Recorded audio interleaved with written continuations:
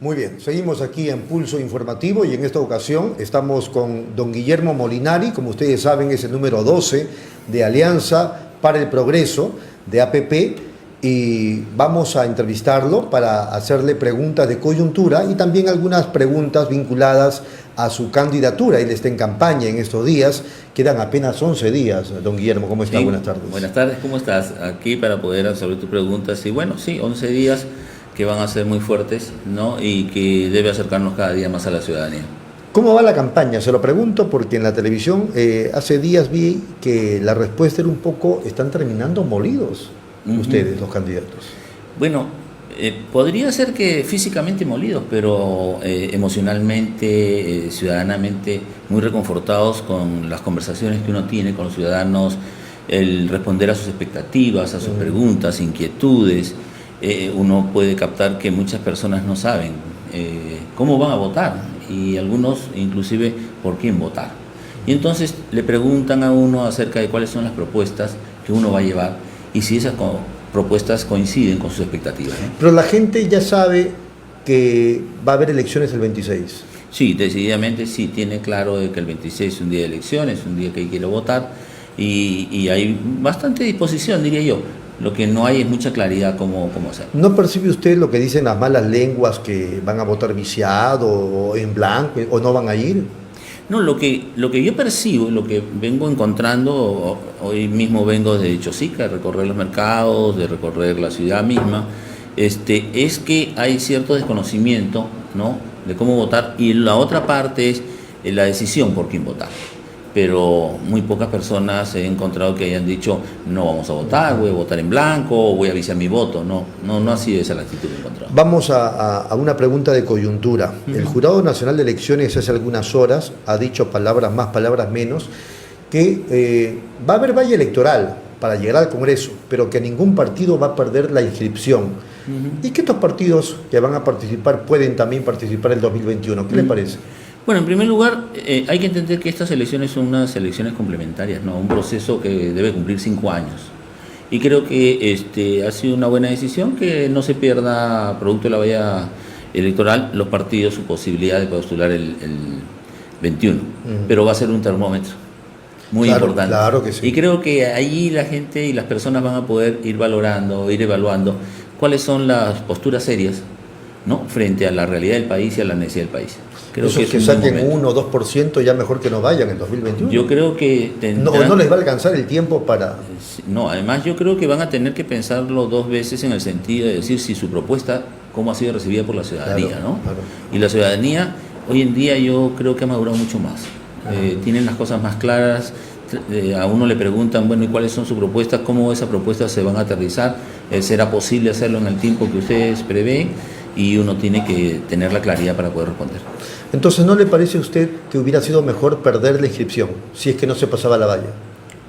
Es una decisión que toma un órgano del Estado, que yo creo que lo que tenemos que buscar es la institucionalización de los organismos, y hay que respetar sus decisiones.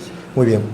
Nos han contado que Alianza para el Progreso más o menos traería, aunque no hay sondeos, no hay encuestas, traería o llevaría al Congreso más o menos entre 18 a 20 congresistas. Digamos, ¿esa es la pretensión de ustedes? ¿Cómo ve el panorama de aquí al 26? Nosotros venimos acercándonos a la ciudadanía, expresando cuáles son las políticas que nosotros queremos sacar hacia adelante.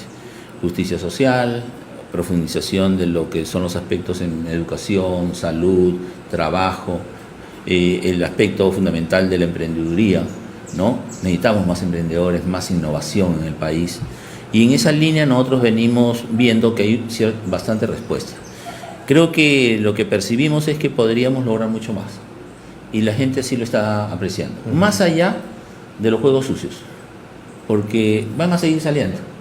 Yo creo que uno tiene que enfocarse en aquello que la ciudadanía espera como respuesta a un desarrollo y a un progreso del país.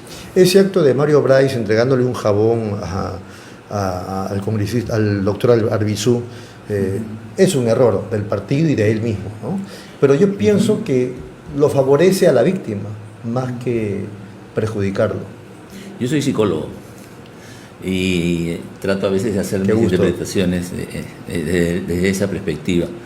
Y lógicamente los latinos vivimos en unas naciones donde el tema de la victimización juega un papel importante, ¿no? Más allá de cuáles sean las condiciones de uno u otro, creo que es un gran error hacer una actitud de esa naturaleza, sobre todo en una contienda electoral. Claro. Usemos los mecanismos más legales y los argumentos sólidos con los cuales las personas nos van a elegir. Es un tiro por la culata, digamos. Es un disparo, es un lanzamiento de un boomerang, ¿no? Claro. Le ha caído en la propia cara a Mario Braz. Yo creo que sí. Segunda pregunta que no tiene ya nada que ver con el tema de las elecciones. Esta decisión del Tribunal Constitucional que ayer ha sido noticia y que va a trascender en todos estos días y creo que en los próximos años, de cara al 2021 sobre todo, el Tribunal Constitucional decidió ayer que la disolución del Congreso sí es constitucional. ¿Cuál es su impresión?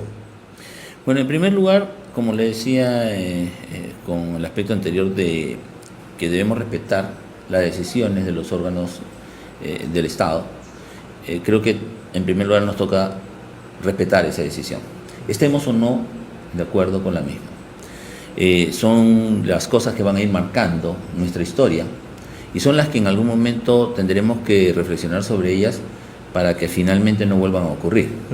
Si de uno y otro lado hubieron actitudes y acciones que finalmente pusieron en peligro la democracia del país, creo que son las que nos deben llevar a nosotros a la reflexión. Porque la ciudadanía es la que paga las consecuencias. Así es. No son los órganos finalmente constitucionalmente establecidos, o el Poder Ejecutivo, o el Poder Legislativo, es el pueblo. Y entonces creo que tenemos que mirar la construcción de la historia de una manera diferente. Pero su opinión personal. Mi opinión personal es que debemos respetar lo que ha decidido el Tribunal Constitucional y que finalmente cada una de las instancias tendrá que mirar hacia adelante el futuro, porque esto no puede volver a ocurrir. Vamos a hacer un nuevo Congreso, se pedirán seguramente cuestiones de confianza antes del año, y lógicamente ese Congreso tendrá que evaluar y tendrá que opinar, pero sobre todo reflexionar inteligentemente para buscar consensos. Muy bien. La relación del deporte con el arte en la educación o con la educación merece un análisis de su parte. Lo digo porque por esos tiempos, desde mi punto de vista, la educación peruana, que es la educación occidental, vamos a decir así, no está dando pie en bola. En Singapur nos enrostran el tema de Singapur y en otras naciones les va mejor. ¿Qué hay que cambiar? ¿Qué hay que hacer? Sí, probablemente este reto de ver las evaluaciones internacionales y en las cuales a veces hemos participado nos ha podido llevar o conducir por una senda en la que busquemos intelectualizar más a nuestros estudiantes, ¿no? Mayores conocimientos en matemática, en comprensión, mayor desarrollo, y descuidar otras áreas que finalmente contribuyen mucho en la formación integral del estudiante. Por ejemplo, la educación cívica. Por ejemplo, la educación cívica. Por ejemplo, ¿por qué la quitamos? El deporte. No, existe educación cívica, pero una orientación que creo yo tenemos que revisarlo. Mire, se discute mucho el tema de la formación en los aspectos de sexualidad de los estudiantes. Bastante. Nosotros teníamos un área que se llamaba Persona, Familia y Relaciones Humanas, ¿no? El área se quitó y se integró en una sola, y dentro de esa sola se pusieron algunos de estos aspectos que se trabajaban ahí. Cuando uno conversa con los estudiantes, inclusive los de ahora, ¿no? Dicen que ellos se formaban mejor y aprendían mejor con esos contenidos, y ahí no había discusión de género, no había discusión sobre aspectos de sexualidad, porque estaban las cosas muy bien explicadas y ellos iban y recurrían a esta información, a veces más allá de la que podían tener en el hogar o en la misma escuela de parte de los maestros. Y con eso ellos han ido construyendo su forma de actuación en la vida. Entonces, creo yo de que merecemos revisar este currículum nacional. Mire, yo le hago referencia de algo. En la gestión que estuvimos nosotros, que nos tocó durante 7 meses, nosotros hicimos una revisión del currículum nacional. 2017-2018. El 10 de abril del 2018 yo hago entrega en el despacho del ministro del currículum nacional corregido. Corregido en todos los aspectos que debían mejorarse. ¿Y qué le dijo el ministro? Lo encarpetaron y finalmente volvieron a aprobar el 2016. Si alguien me puede a mí decir que no es así, que me lo diga. Yo no tengo ningún problema porque tengo los documentos. ¿Y qué decía eso que usted les presentó? Muy bien, ¿qué estábamos nosotros tratando de mejorar ahí? Precisamente el enfoque de género del cual tanto se habla ahora. Nosotros revisamos... Es que muchas críticas, muchas controversias. Sí. Si alguien me preguntara a mí si estoy de acuerdo con el enfoque de género, yo le diría, yo estoy de acuerdo con el enfoque de equidad de género. Equidad, no de igualdad. ¿De acuerdo? Porque hay diferencias, pues. ¿Equidad qué significa? Equidad es que el hombre y la mujer tengamos las mismas oportunidades, los mismos derechos, los mismos deberes, ¿no es cierto? Que tengamos la posibilidad de crecer y desarrollar todas nuestras capacidades, desempeños y potencialidades de la misma manera. Y que no tengamos ningún tipo de restricción en función de la labor que queramos desempeñar. Eso es equidad. Si a mí me falta algo para desarrollar determinadas capacidades, que me lo proporcione la sociedad. ¿Sí? Pero yo no soy igual que una mujer. Claro, ¿no es cierto? Claro. Entonces, cuando vemos las diferencias, ya desde la neurociencia comenzamos a entender cuáles son esas diferencias. Miren, el cerebro cuando se desarrolla, en el caso de una mujer, la circunvolución que une los dos hemisferios es más largo, es más intrincado, ¿no es cierto? Por lo tanto, las redes neuronales que se establecen ahí son más complejas. Por eso las mujeres hacen más cosas a la vez que los varones. Los varones tenemos un cerebro más grande, ¿sí?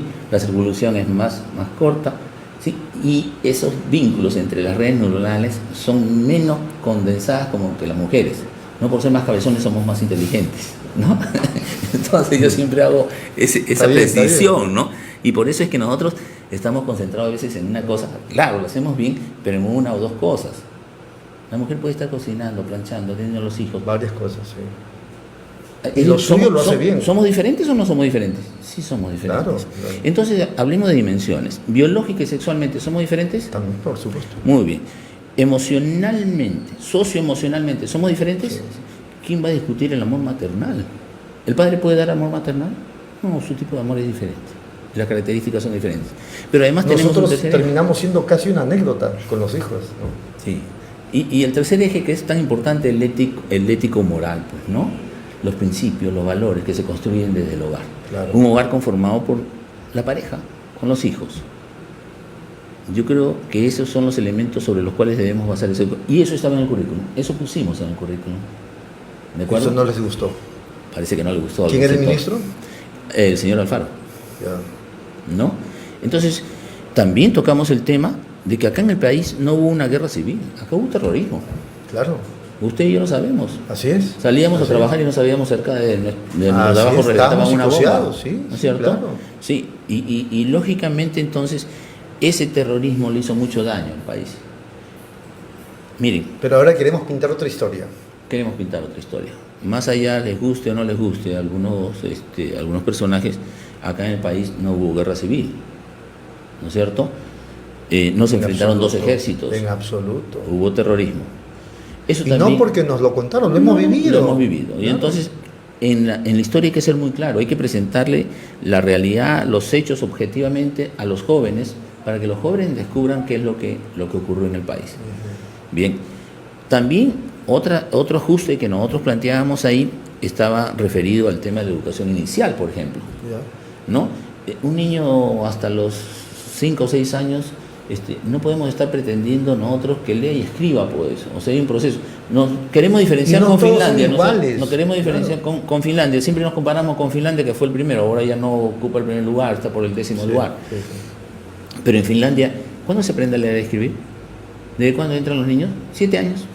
Nada menos. Primer grado. El demás tiempo está con la familia, con sus amigos y lógicamente iba desarrollando todas las condiciones que después va a entrar rápidamente al proceso de lectoescritura. O sea, aprendamos, ¿no? No adoptemos las cosas, adaptemos los aprendizajes de otras naciones. Y creo que en esa línea es que tenemos que ir desarrollando nuestra educación. ¿Y esa currícula interpretada, usted la va a sacar ahora a flote en el Congreso? Bueno, yo entiendo que precisamente la Comisión de Educación estuvo trabajando sobre ese tema, ¿no? Muy profundamente. Porque mire, si usted hace una currícula, eso se va a reflejar en los textos. ¿De dónde van a salir el contenido de los textos si no sale el currículum nacional?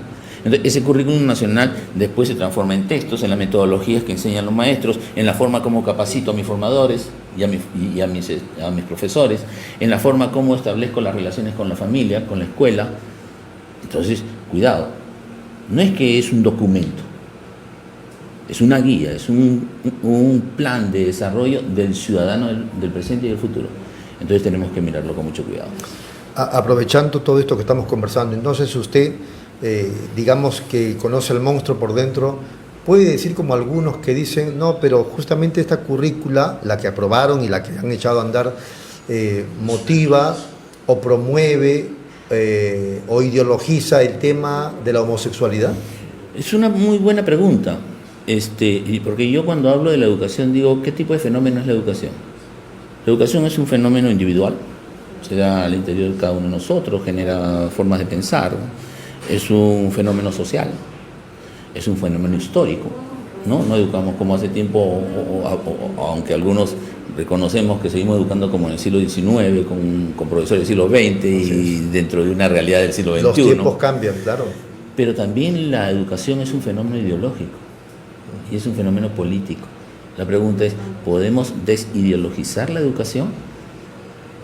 Es una buena pregunta que deberíamos reflexionarla. Yo creo que no, pero lo que debemos generar nosotros son las condiciones para que las personas, cuando se formen, puedan mirar todo el abanico, ¿no es cierto? Y saber qué es lo que influye en cada uno de las sociedades y en cada uno de nosotros cuando tomamos decisiones o determinaciones. Y entonces así puedo llevar a un ser humano a que en determinado momento de su vida, que puede razonar, pensar y tomar decisiones, la piense y la actúe. Pero no puedo conducir desde muy pequeño a un niño hacia una forma de pensar que yo creo que es la correcta. ¿Y dónde entra en toda esta conversación el tema del deporte y el arte en la educación? Gracias por la pregunta, porque el arte y el deporte son dos disciplinas que se han venido a menos, no se han tomado muy en cuenta en la formación de las personas, pero contribuyen, por ejemplo, seriamente a reducir las conductas de riesgo, ¿no es cierto?, como son las adicciones, como es el pandillaje, ¿no es cierto?, como es la prostitución, como todas las conductas de riesgo tú las puedes ver disminuidas si introduces a los chicos en la práctica del deporte, en la práctica del arte, pero además el arte, las competencias artísticas y deportivas. Porque además, una anécdota, ¿ya? Cuando nosotros evaluamos a los maestros para hacer la capacitación a nivel nacional con el Programa Nacional de Capacitación, el PRONACAP, evaluamos 163.000 maestros aproximadamente. Y del total de números, los primeros lugares lo ocuparon los maestros de arte y de comunicación, no lo de matemática. Yo estoy hablando de los resultados de matemática. O sea, matemática, de los 163.000, solo aprobó el 1.6%. Llegó a un nivel de suficiencia. De ese 1.6%, la mayoría eran profesores de comunicación y de arte. ¿Cuántos profesores necesitaba el Perú en ese momento para solo dictar el curso de matemática en secundaria? 12.600. Si sacamos la cuenta, y si hubieran sido todos los profesores de matemáticas, el 1.6 era que teníamos 2.400, 2.600 maestros. Quiere decir que la cuarta parte solo estaba preparado para... Y lo lamentable era que ni siquiera la cuarta parte todos eran maestros de matemática. ¿Y eso qué lectura nos daba? Esa lectura nos dio la base para decir cómo debía ser la capacitación y la formación de los maestros. ¿Qué fue el resultado de esa formación y capacitación desde el 2005 hasta el 2011? Que avanzamos 56 puntos en los resultados de la OSD. No los 25 o 26 que hemos tenido desde el 2012 hasta la actualidad. Ahí está la información. No tengo ningún problema de discutirlo con aquellos que todavía en el país dicen ser la crema innata de la educación. Sí. ¿No es cierto? Y ahora están más calladitos, ya no lo repiten tanto. Pero encantadísimo de discutirlo con cifras. Ahora, Alfaro ha sido premiado, tiene buenos cargos y todo lo demás. ¿Qué ha pasado? ¿Cómo se entiende eso? Bueno, yo conocí al señor Alfaro porque él fue uno de los directores que, mientras yo estuve viceministro, y él renunció al cargo, ¿no? Independientemente de que si fueron cuestiones personales o no, él renunció porque entendía yo, y lo que me dijo en ese momento es que por unas cuestiones familiares. Pero él retorna y creo que tenía la gran oportunidad, después de ver lo que nosotros y la propuesta que se tenía sobre 6 ejes importantes, de poder hacer una buena labor. Lo tuvo la oportunidad, ahí están los resultados. ¿Y Saavedra? Bueno, el señor Saavedra creo yo que en su gestión, en la parte administrativa, fue lo más fuerte. porque él sí mantuvo y durante su gestión se mantuvo el currículum que ahora fue aprobado. Claro. ¿No? Ahí se comenzó. Ahí vinieron los temas relacionados con los aspectos de género. A eso quería llegar. O sea, él con toda, digamos, la capacidad que tenía, porque capacidad tiene, ¿no se dio cuenta de estas cosas? Bueno, el no darse cuenta es delicado en un ministro que tiene que tomar decisiones. Yo creo que más allá de eso, habían posturas que estaban empujando. ¿Políticas que vienen de afuera? Políticas educativas que pueden estar de afuera o de adentro. O sea, yo que he estado dentro, sé de las presiones que a veces al interior también de algunas instancias vinculadas a asesoramiento, al ministerio mismo y al despacho ministerial pueden estar realizándose. Y esas cosas son las que a veces le hacen daño a la educación. Muy bien, se va a un extremo ya al otro lado, Rosa Bartra, cuando habla del tema de la homosexualidad y enseñan a masturbarse con navajas y esto que lo otro. ¿O es verdad? ¿O tiene algo de cierto hasta con tornillos? Porque es lo que mencionó también. Bueno, lamentablemente uno va a encontrar muchas cosas en los links que aparecen en el internet hoy en día, ¿no? Lo que uno debe cuidar al máximo es que precisamente esa información no esté llegando a nuestros niños o a nuestros jóvenes, y si llega tengan la explicación clara y precisa, y menos que aparezcan en los textos, pues, y tampoco se trata de con un plumón borrarlo, ¿no? De acuerdo. O sea, lo primero que uno tiene que asegurar es que no aparezca. Lo segundo, que la información que reciban los chicos sea lo suficientemente científica, técnica y humana, para que eso les ayude a formarse integralmente. Y lo tercero que creo yo es que incidir más sobre ese tema, cuando lo que debemos procurar es ponernos de acuerdo de cómo debe ser la educación y qué es lo que debemos plasmar en ese currículum nacional. Cuando usted en su campaña habla, y con esto termino, de la salud mental y física, ¿está hablando, a ver si lo estoy interpretando bien, de psicólogos dentro de los colegios? No solo hablo de psicólogos, hablo también de programas. Tienen que haber programas en las escuelas que ayuden a orientar a los maestros, de mirar a los maestros, los problemas que tienen los propios maestros. Son seres humanos. Ellos también llegan y con su propia mochila emocional y personal. Y en el colegio debería procurarse la posibilidad de que alguien les pueda ayudar a cargar con esa mochila. Disculpe que lo interrumpa. Sí. ¿Y por qué eso no pasa en los colegios particulares? ¿O pasa menos? Porque los colegios particulares a veces tienen una mejor organización en el tratamiento de la tutoría, la orientación y los aspectos de orden psicológico, ¿no?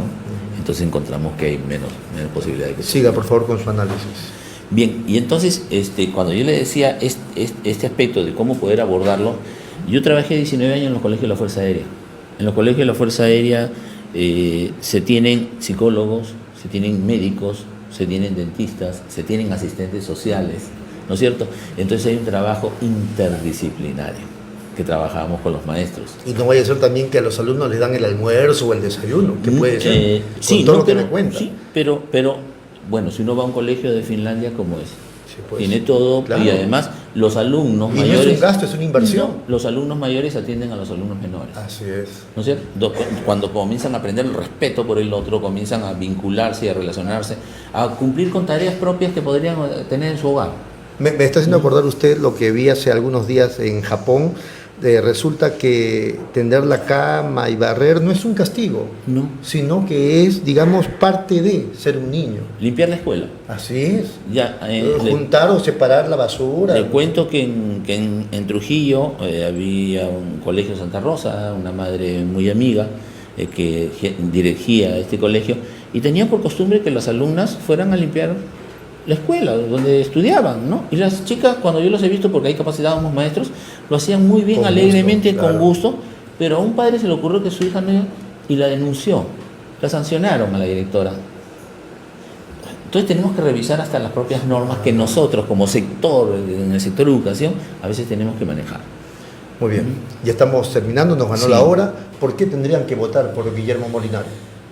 Porque creemos en la educación, porque creemos en la democracia, porque creemos en la familia y porque creemos que la educación en nuestro país puede ser de calidad. Yo les invito a que este 26 podamos votar por marcar la letra A y escribir el número 12 en su cédula de votación. Muchas gracias a todos y ahí juntos podremos lograrlo. Muy bien, ha sido Guillermo Molinari, candidato al Congreso con el número 12 por el partido Alianza para el Progreso. Pausa, volvemos.